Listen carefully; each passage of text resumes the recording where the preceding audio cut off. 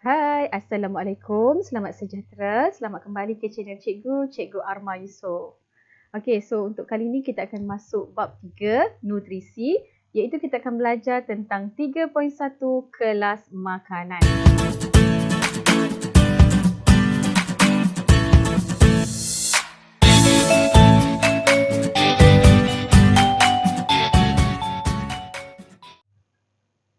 Baik, terdapat 7 kelas makanan yang kamu perlu tahu, iaitu karbohidrat, protein, lemak, vitamin, pelawas, mineral dan juga air. Jadi kita akan tengok satu per satu.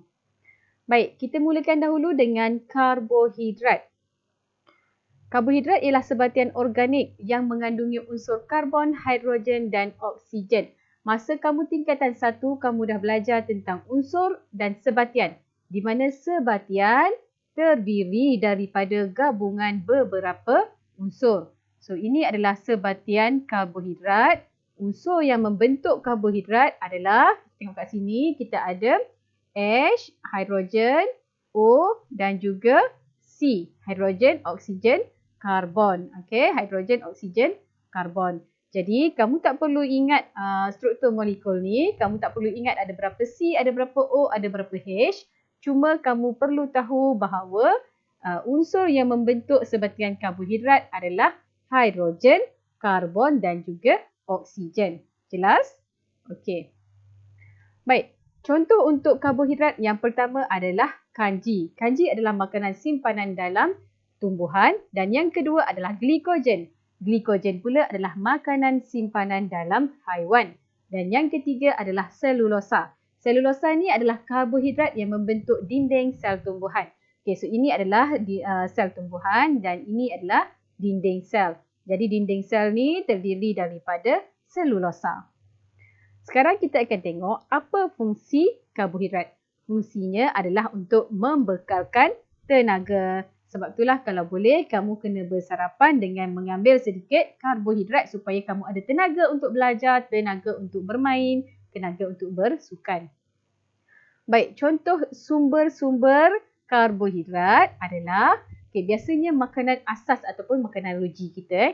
Nasi, mi, pasta, roti dan kita ada ubi kentang, pisang, madu dan juga gula. Baik, gula adalah salah satu contoh karbohidrat yang boleh bagi kamu tenaga dengan cepat. Sebab itu para atlet kalau ada yang pitam ke apa, dia akan bagi glukosa. Dia akan bagi glukos. Air glukos tu adalah gula lah. Seterusnya kita pergi kepada kelas makanan kedua, iaitu protein. Okey, macam karbohidrat tadi, protein terdiri daripada unsur hidrogen, oksigen dan karbon. Sama dengan karbohidrat. Cuma dia ada satu lagi tambahan, iaitu nitrogen. Boleh Untuk protein, contohnya sekarang ni susu kan, dia minum susu. Bila protein tu masuk ke dalam badan kita, protein akan dicerna kepada unit yang paling asas. Okey, maksudnya dia macam blender lah. Blender jadi paling halus, paling asas. Iaitu untuk protein, unit asasnya adalah asid amino. So nanti asid amino yang akan masuk ke dalam sel darah kita dan menjalankan fungsi protein. Apa fungsi protein? Yang pertama untuk pertumbuhan. Sebab itu protein penting untuk kanak-kanak yang sedang membesar. Yang kedua, membaiki tisu badan yang rosak. Contoh luka, kulit terbelah. Jadi tisu kulit rosak, maka protein akan baiki balik. Dan juga dia akan gantikan sel-sel kulit yang mati pada badan kita lah. Okay. Seterusnya, mensintesis enzim, hormon dan antibodi. Okay, ini adalah enzim, hormon dan juga antibodi dalam badan kita. Maksudnya dia membentuk enzim, hormon dan antibodi. Ini adalah sumber protein. Okey. Kalau karbohidrat tadi lebih kepada makanan asas, protein lebih kepada lauk pauk. Contohnya daging, ayam, telur, makanan laut dan kita juga ada susu dan juga kekacang. Okey, kalau tak cukup protein, apa jadi? Kita akan dapat penyakit kwashiorkor. Penyakit ni biasanya dia menyerang negara-negara yang miskin lah, yang memang tak cukup makanan. Baik, selesai bahagian protein, kita pergi kepada bahagian lemak. Okey. Baik, lemak sama sahaja dengan karbohidrat iaitu terdiri daripada hidrogen, oksigen dan juga karbon. Kalau protein tadi, unit asas dia adalah asid amino. Kalau lemak pula, unit asas dia adalah asid lemak tambah gliserol. Okay, so ini adalah unit asas untuk lemak. Bahagian kepala kita panggil gliserol, bahagian ekor kita panggil asid lemak. Okay, sama sahaja fungsi dia dengan karbohidrat iaitu membekalkan tenaga. Tapi dia bekalkan 2 kali ganda tenaga. Dan yang kedua, fungsinya adalah untuk pengangkut bagi vitamin A, D, E dan K. Vitamin adik ni, okay, cikgu ringkaskan adik ni, dia tak boleh nak larut dalam air. Dia hanya boleh larut dalam lemak. Okay, jadi bila dia masuk, vitamin masuk ke dalam badan kita, dia akan masuk ke dalam sel lemak. Lemak yang akan bawa dia ke seluruh badan. Okay, seterusnya. Lemak juga berfungsi untuk melindungi organ dalaman badan kita, contohnya jantung, ginjal. Okay, dan lemak juga berfungsi sebagai penebat suhu untuk mengawal suhu badan kita. Maaf, penebat haba untuk mengawal suhu badan. Okey, dan last sekali kita tengok apakah sumber-sumber lemak. Okey, kita ada mentega, kacang tanah, minyak sapi dan minyak kelapa sawit dan juga minyak kelapa. Okey, yang mana yang minyak-minyak tu lemak lah. Okey, kalau minyak sapi ni dia kita dapati daripada haiwan. Okey, kalau minyak kelapa sawit daripada tumbuhan. Maksudnya lemak ada 2 kategori, iaitu lemak haiwan dan juga lemak tumbuhan. Lemak haiwan ni dia ada lebih banyak kolesterol berbanding tumbuhan. Kolesterol ni, okey yang ini kolesterol ni akan menyebabkan saluran darah kita jadi sempit. Bila saluran darah sempit, maka sel darah kita sukar untuk bergerak. Jadi oksigen lambat untuk sampai. Okey, boleh Jadi bahayalah kepada kesihatan kita. Okey, so kita dah selesai lemak. Sekarang kita masuk kepada vitamin. Okey, vitamin ni dia penting untuk mengekalkan kesihatan yang baik. Okey, untuk mata kita, untuk badan kita. Okey, kita tengok satu persatu nanti ya. Okey, so vitamin ada 6 iaitu vitamin A, B, C, D, E dan juga K. Okey, untuk vitamin B dan C dia adalah vitamin yang larut dalam air, vitamin larut air. Dan vitamin A, D, E, K, vitamin adik tadi larut lemak. Okey, cikgu dah bagi tahu tadi vitamin adik dia akan disimpan di dalam sel lemak. Jadi dia boleh bertahan dalam badan kita selama beberapa hari. Tapi vitamin larut air B dan C dia tak akan disimpan dalam badan kita. Okey, so bila kita makan yang ada vitamin dia akan masuk ke dalam badan kita, dia akan terus dibawa oleh air keluar daripada badan kita. Jadi seeloknya vitamin B dan C ini perlu diambil setiap hari. Baik, untuk vitamin A, ini contoh dia kuning telur, susu dan juga minyak ikan. Okay, ini kapsul ni, kapsul minyak ikan Okey, fungsi vitamin A adalah untuk membantu penglihatan pada waktu malam. Maksudnya kalau kita tak cukup vitamin A, maka kita mungkin akan dapat rabun malam. Dan yang kedua, memelihara kesihatan kulit kita. Kalau tak cukup, maka kita akan dapat penyakit kulit. Okey, seterusnya vitamin B. Sumber dia, ini adalah yeast yang buat roti tu kan. Yeast, telur dan juga hati. Hati ayam, hati daging, tak kisah. Hati daging, hati lembu. Okey, hati lembu. Okey, fungsi vitamin B yang pertama memelihara fungsi sistem saraf. Yang mana kita tahu saraf ni sangat penting untuk rangsangan dan gerak balas dalam badan kita. Okey, sebab saraf yang membawa maklumat daripada badan ke otak dan juga daripada otak ke badan. Okey, so kalau tak cukup vitamin B, kita mungkin akan dapat penyakit berkaitan dengan saraf iaitu penyakit beri-beri. Okey, ini adalah contoh orang ataupun pesakit beri-beri. Okey, kaki dia mungkin akan menjadi kembang. Okey, dan badan dia tak boleh nak lurus. Okey, pergelangan tangan dia pun sama, tak boleh nak lurus. Okey, dan katalah dekat bahagian lutut ni kan, bila kita ketuk sepatutnya dia akan bagi tindak balas kaki tu terus naik, betul? Tapi disebabkan saraf dia ni bermasalah, Okey, bila kita ketuk pun dia tak akan bagi gerak panas. Okey, itu adalah pesakit beriberi. Yang kedua, pembentukan vitamin B penting untuk pembentukan sel darah merah. Okey, ni sel darah merah ni. Okey, kalau tak cukup maksudnya kita akan dapat penyakit tak cukup sel darah merah, iaitu penyakit anemia. Okey, ini adalah pesakit anemia. Okey, maksudnya bila tak cukup sel darah merah, kita tak cukup oksigen. Jadi mulalah kita akan rasa nak pitam, kita akan rasa lemah. Okey, boleh Seterusnya kita pergi kepada vitamin C. Sumbernya adalah buah-buahan, sayur-sayuran. Di mana kepentingannya yang pertama untuk melawan jangkitan penyakit. Jadi pentinglah vitamin C ni. Dan yang kedua memelihara kesihatan gusi dan mulut kita. Kalau tak cukup, kita akan dapat penyakit scurvy iaitu gusi berdarah. Seterusnya, kita pergi kepada vitamin D. Sumbernya adalah kita ada mentega, kita ada telur, minyak ikan dan juga ni. Apa yang kanak-kanak ni sedang buat? Dia sedang mendedahkan diri dia kepada sinaran matahari. So itu juga adalah vitamin D. Kepentingan dia yang pertama membantu dalam penyerapan kalsium. Kalsium ni penting untuk tulang. Jadi kalau tak cukup vitamin D, maka kita akan dapat penyakit berkaitan tulang iaitu penyakit riket. Ini penyakit riket, pesakit riket. Sama ada kaki dia bengkok ke dalam ataupun ke luar. Sebab apa? Tulang dia tak kuat. Okey.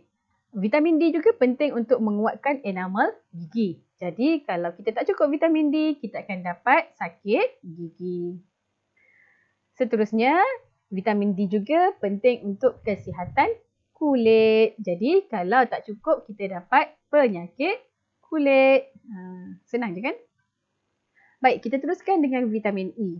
Vitamin E sumber dia adalah bijirin dan juga sayur-sayuran hijau. Bijirin ni macam mana yang kamu duk makan hari-hari itulah kan? Coco Crunch, Honey Star, Oat, Nestum, itu adalah bijirin. Okay?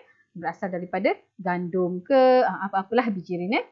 Kemudian fungsinya adalah untuk memelihara fungsi sistem pembiakan. Jadi pentinglah untuk kemandirian spesies kita. Penting. Kalau tak cukup vitamin E, kita mungkin akan dapat kemandulan dan juga keguguran fetus. Seterusnya yang terakhir vitamin K. Vitamin K ni sumber dia sama je macam vitamin A tadi, iaitu kuning telur, susu dan juga minyak ikan. Okay. Fungsi untuk vitamin K adalah mempercepatkan proses pembekuan darah. Okay, kalau tak cukup vitamin K, maka darah kita lambat membeku. Bahaya ke? Okay, contoh kalau kita aksiden. Okay, darah kita lambat beku. So, darah tu cair dia akan keluar je. Maka kita akan kehilangan banyak darah. Jadi, kita mungkin akan mati. Okay, boleh? Okay, sekarang kita nak tengok pula untuk pelawas. Okay. So, apa itu pelawas? Pelawas ialah bahan yang tidak dapat diuraikan oleh sistem pencernaan. Okay, so macam karbohidrat, protein dan lemak. Okay, bila masuk ke saluran pencernaan, dia akan masuk ke perut dan kemudian ke usus kecil. Di bahagian usus kecil, dia akan keluar ke sel darah kita untuk menjalankan fungsi masing-masing lah. Tapi pelawas ni dia tak akan keluar kat sini. Sebaliknya, sebab dia tak dapat dicerna, jadi dia tak dapat keluar dari usus kecil. Sebaliknya, dia akan terus masuk ke usus besar. Kemudian disimpan dekat rektum dan keluar melalui dubur. Okay. Dan pelawas ni biasanya banyak didapati daripada dinding sel tumbuhan. Selulosa Selulosa, dinding sel tumbuhan. Ini kita dah tengok dalam karbohidrat tadi kan? Okay. So apa fungsi pelawas ni? Apa kepentingan dia? Kepentingannya adalah untuk merangsang peristalsis. Peristalsis tu apa? Pergerakan yang disebabkan oleh pengecutan dan pengenduran otot di salur pencernaan seperti esofagus, usus kecil dan usus besar. Okay, so ini adalah di esofagus. Kalau kita lihat, otot tu mengecut dan mengendur untuk menolak makanan masuk. Okay, sama juga dekat usus besar ni, otot mengecut dan mengendur untuk menolak bahan yang tidak dicerna tadi. Okay, so bila kita dapat merangsang peristalsis dengan pelawas ni, maka pergerakan makanan di sepanjang salur tersebut akan jadi lebih mudah. Jadi kita boleh elakkan sembelit. Okay, so ini adalah contoh sumber untuk serat ataupun pelawas tadi. Okay, roti berserat, kita ada bijirin, kita ada sayur-sayuran dan juga buah-buahan. Okay, kita teruskan lagi dengan mineral. Okay, mineral ni fungsinya untuk mengekalkan kesihatan badan. Okay, mineral yang pertama adalah kalsium. Okay, sumbernya susu, udang, ikan bilis dan juga sayur-sayuran hijau. Okay, fungsinya adalah untuk membantu pembekuan darah dan menguatkan tulang dan gigi. Maka kalau tak cukup kalsium, kita akan dapat penyakit berkaitan tulang iaitu riket dan juga osteoporosis. Okay, riket cikgu dah tunjuk tadi. Osteoporosis adalah masalah berkaitan dengan tulang belakang. Okay, tulang belakang tak kuat, so kita akan jadi bongkok. Itu adalah osteoporosis. Seterusnya adalah natrium, sumbernya daging, telur dan juga garam. Berfungsi untuk memelihara fungsi sistem saraf. Jadi kalau tak cukup, kita mungkin akan dapat kekejangan otot. Besi, contohnya hati dan juga daging. Berfungsi untuk membina hemoglobin dalam darah. So hemoglobin ni adalah sel darah merah. Maka bila tak cukup besi, tak cukup sel darah merah, kita akan dapat anemia. Okay? Anemia. Seterusnya adalah iodin. Iodin sumbernya adalah makanan laut dan juga buah-buahan. Okay, fungsi iodin adalah untuk membantu fungsi kelenjar tiroid yang ada dekat leher kamu. Kelenjar tiroid. Kalau tak cukup, kita mungkin akan dapat penyakit goiter. Okay, ini adalah penyakit goiter. Bengkak kat sini. Seterusnya adalah fosforus. Fosforus ni sumber dia adalah sayur-sayuran, daging, keju dan juga telur. Penting untuk menguatkan tulang dan gigi. So kalau tak cukup fosforus, kita mungkin akan dapat penyakit riket dan juga rapuh gigi. Okey, seterusnya fosforus juga penting untuk membentuk asid nukleik dalam DNA dan RNA. Okey, so ini adalah jalinan untuk berkaitan dengan maklumat genetik kamu lah. Okey, so kalau tak cukup fosforus, maka mungkin tidak dapat membina DNA dan RNA. Akhirnya, akhir sekali untuk mineral adalah kalium. Ini adalah sumber-sumber kalium. Bijirin, ikan. Fungsi dia adalah untuk membantu pengecutan otot dan juga memelihara fungsi sistem saraf. Kalau kita tak dapat, tak cukup kalium, maka kita tak dapat nak buat pengecutan otot kita, maka kita mungkin akan dapat lumpuh dan juga kekejangan otot. So last kali kita nak tengok adalah tentang air. So air ni dia mengandungi unsur hidrogen dan juga oksigen. Fungsi air yang pertama pelarut bahan kimia. Yang mineral tadi, yang vitamin B dan C, supaya lebih mudah diserap oleh badan. Dan yang kedua, medium pengangkutan nutrien dan oksigen ke dalam sel. So dalam salur darah kita ni memang banyak air untuk angkutlah oksigen dan juga nutrien. Seterusnya, mengangkut hasil perkumuhan seperti urea dan garam mineral berlebihan keluar dari sel. Biasanya urea tu disimpan dalam ginjal kita, so air akan angkut untuk keluar dari badan. Seterusnya, mengawal atur suhu badan melalui penyejatan peluh. Ini kita dah belajar dalam tingkatan 1 bab homeostasis. Baik, kita dah selesai semua untuk kelas makanan. Jadi sekarang kita nak tengok sikit untuk ujian makanan.